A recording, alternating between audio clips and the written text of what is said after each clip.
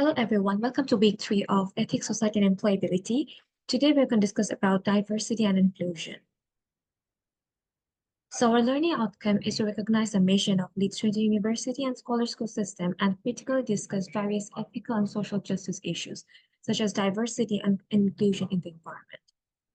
So what do we understand by diversity? Diversity encompasses all those differences that makes us unique, including our races, color, ethnicity, language, nationality, religion, gender, socioeconomic status, age, and physical and mental ability. So when we say diversity, it's not just about recruiting diverse people in the workplace, it's about how you accept and embrace people from different ethnicity, different race, and you do not differentiate between them. Moving on to inclusion. So what we do understand by inclusion? Inclusion is the practice of including and accommodating people who often face discrimination and exclusion due to their race, their gender, their ability, or identity. In light of the current racial climate, many settings are becoming increasingly aware of their lack of diversity and representation.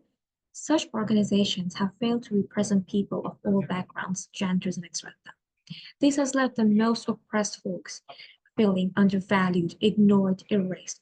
So if we do not include people from all the races, all the gender, and if people are oppressed by themselves, it's going to cause them problem and they will not be able to be productive and effective in their workplace, in their normal life. So to make the workplace, the environment, the whole place more diverse and inclusive, here are some examples we can use.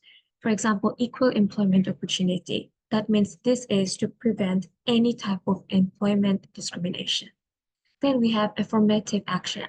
So this effort is to achieve parity in the workplace and workforce through outreach and eliminating barriers in hiring. Then we have diversity and inclusion. That means leveraging differences in the workforce to achieve better results.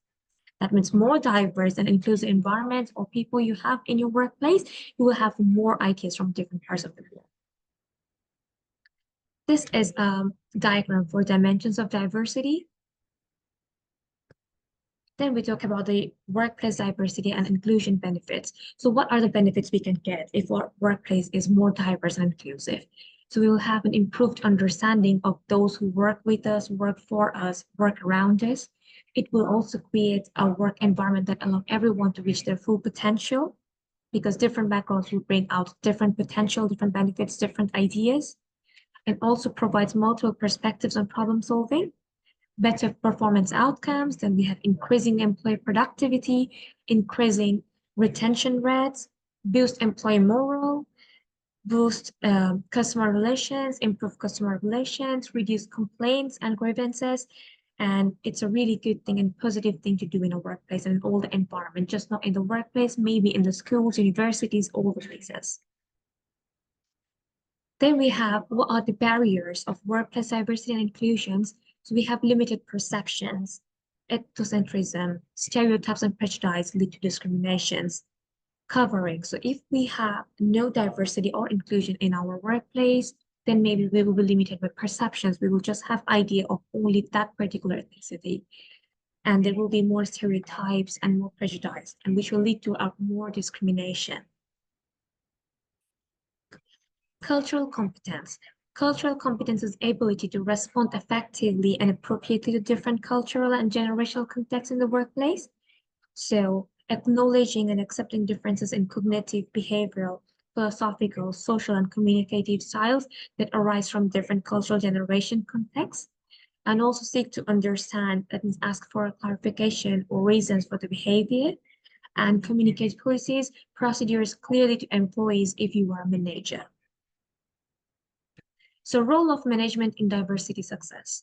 Supervisors are the role models. A supervisor guide, draw the pathway that how all the employees should be following and doing the work properly. Critical role of leadership and its influence on the success of diversity initiatives. Also supporting transparency between the different levels of the organization. Upper management has the power to enact policy change.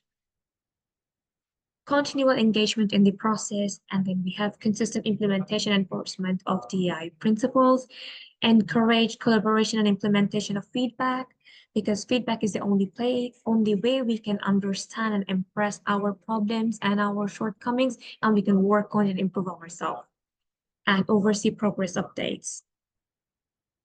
There are some challenges of achieving diversity. So from the recent studies from psychologists and reports, it shows that maybe biasness and also how it works in the workplace. So we can understand that there can be some systematic bias from some research results we have found out. So this can be due to the connection in certain ethnicity we have in the workplace. And that is it.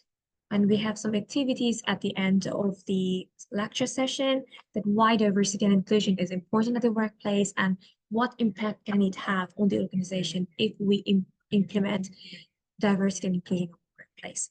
That is it. Thank you.